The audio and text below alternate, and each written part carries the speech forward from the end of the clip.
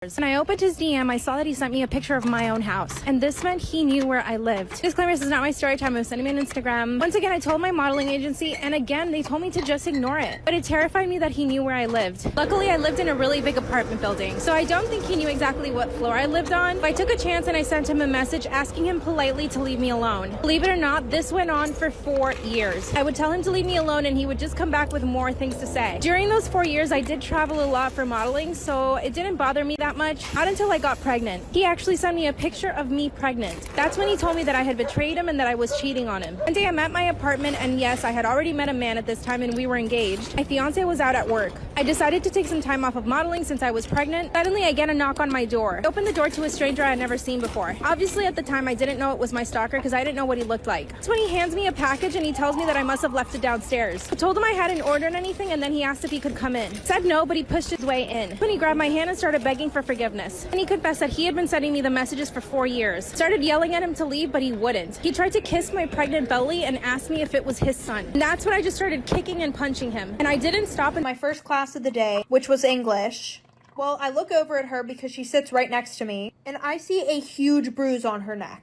Like, it looked like somebody had been choking her. Now, her and I weren't in the same friend group, but we were For breaking up my best friend's relationship with her boyfriend. Some people may say it was petty, but I think it was justice. So my best friend at the time, which we're gonna call Coco.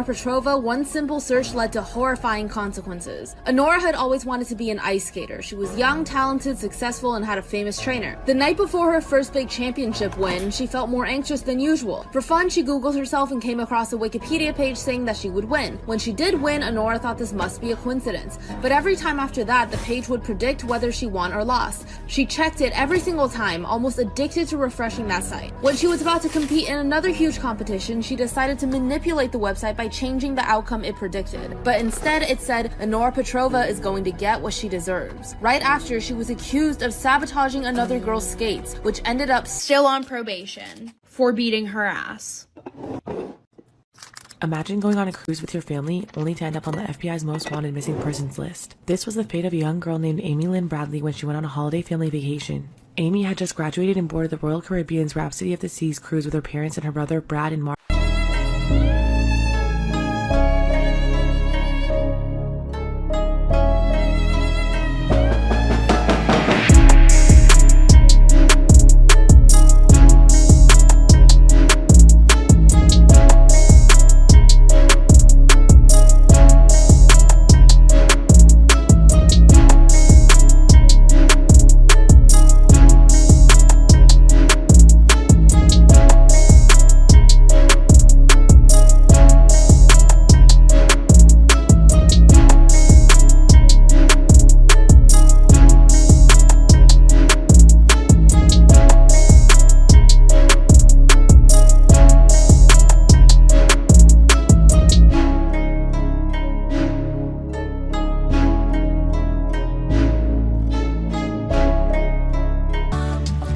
About my unhealthy obsession with my ex-boyfriend. So a little background information: I was 18 and in 12th grade, and him and I have been dating for about 4 years, and it was around Thanksgiving, so it was pretty much college decision time. I got accepted into UCLA, and I was really happy because it was super close to home, and my boyfriend, who we're gonna call Devin, got accepted there also. So I was super excited that we did not have to do. Occasionally, she'll go on the app and talk to a couple people, but nothing would ever work. In her settings, she made herself available to guys all over the world, but until recently, she decided to change it to her city. As she was swiping through, she came across a profile that looked like her dad. She was honestly shocked, so she clicked on the page, and everything about him was him. His age, where he worked, where he lived, For a moment, she thought I said the baby was crying, and in the middle of the night, I heard a slap and a pound against the door, and the baby stopped crying. I was afraid that something had happened to the baby, so I ran across the street, and I listened to the sounds behind the front door. The guy that lived there had opened the door, and I fell into the house. He yelled at me saying, "What are you doing on my property?" When I got up and I looked up, the baby was on the ground and the girl had bruises on her face. I told him I was sorry and I asked what happened to the baby. He yelled at me, telling me to get out, and the girl got up to pick the baby up and the baby started crying again. I got scared and ran back across the street. And the next day, the man came back and knocked on my door. Come back for part 3.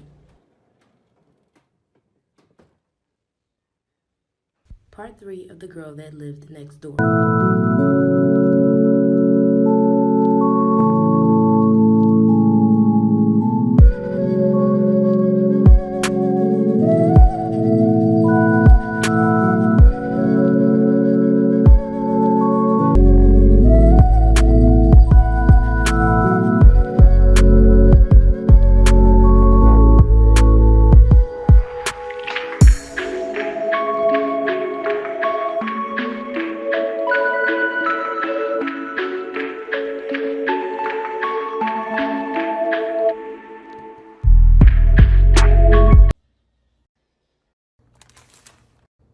Part 2 on why I decided to steal my best friend's man. So, like I said, the relationship between Coco and Nick wasn't mutual. Coco seriously did not deserve him.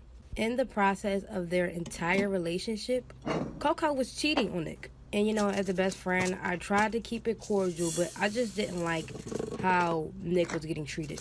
Especially with all the things that he was doing for her.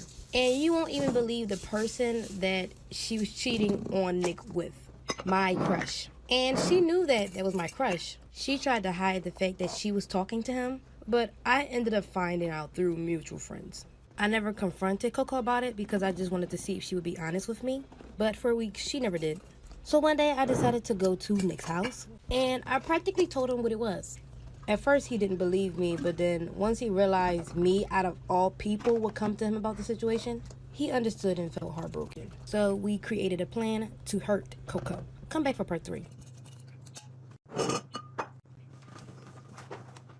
Part 3 on why I decided to steal my best friend's man.